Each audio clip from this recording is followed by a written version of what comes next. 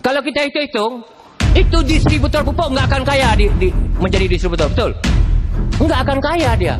Tetapi mohon maaf Pak, saya pulang ke Aceh, hampir semua orang jumpa saya minta distributor pupuk.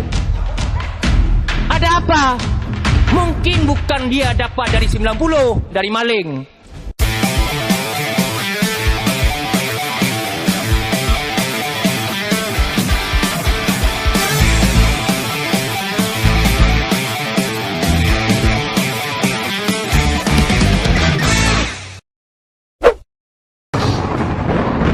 Ruang Komisi 4 ini beberapa kali kami telah mencoba.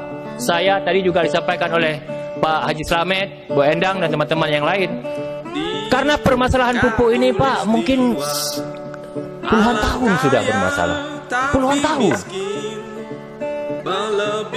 Apa mau kita bilang kita negara yang ketahanan pangan, pupuk aja nggak selesai. Maka kalau ini tidak bisa selesai perkara pupuk, pertama karena uang kita tidak mampu untuk kita subsidi sesuai dengan RDKK.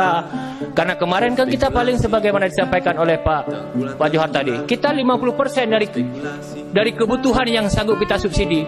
Kebutuhan 63 triliun, kita yang punya uang 29 triliun. Kalau bicara cukup, nggak akan cukup sampai kapanpun. Mari kita cari format baru. Maka kami di Komisi 4 beberapa kali telah menyampaikan, tetapi respon dari kementerian juga belum ada. Ini harapan saya hari ini, Bapak sebagai organisasi bagian KTNA dan HKTI, saya juga berharap mari kita kaji, mencari jalan lain untuk menyelesaikan perkara ini. Misalnya, apakah subsidi harga sebagaimana teman-teman sampaikan tadi. Juga saya berterima kasih, saya mendapat informasi tadi menyangkut skema baru ini dari Agro Solusi. Nah, ini pelajaran baru bagi saya dan mungkin ini Bapak sudah melakukan itu bagus dan bisa berjalan. Saya berharap kepada KTNA dan KTI, tolong kaji, tolong bahani kami sebagai wakil Bapak di sini. Kalau memang subsidi pupuk lebih menguntungkan rakyat, lebih menjamin kehidupan rakyat, sehingga rakyat tidak tergantung pada harapan yang tidak pasti, lebih bagus kita berikan subsidi pasca panen. Maaf, daripada hari ini mohon maaf, kita beri harga pupuk.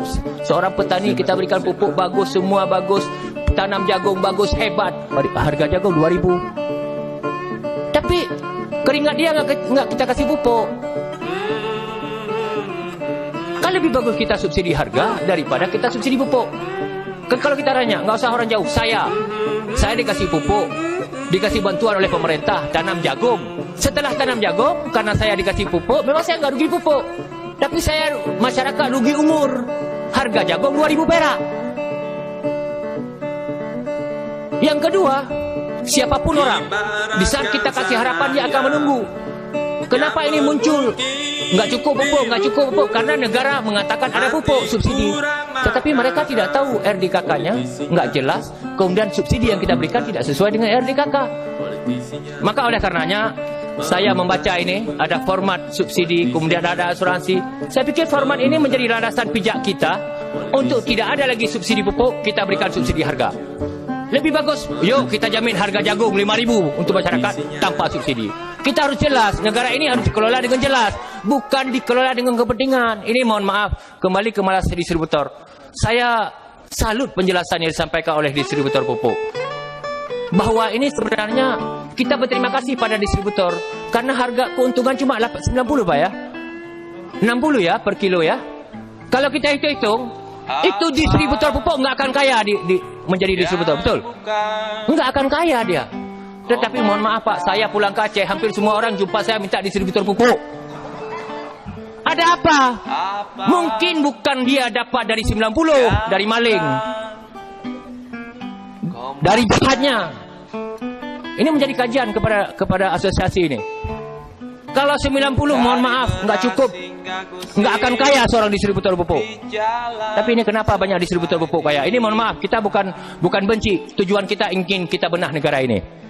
Saya pikir ini Pak Ketua, saya minta kajian lebih mendalam dari KTNA, HKTI. Di saat kita tidak mampu menyelesaikan pupuk akibat subsidi pupuk karena uang kita tidak ada dan sebagainya kekurangan keterbatasan kita, mari kita cari format baru yang menjamin, yang menjanjikan kehidupan rakyat dan petani ke depan. Terima kasih. Assalamualaikum warahmatullahi wabarakatuh.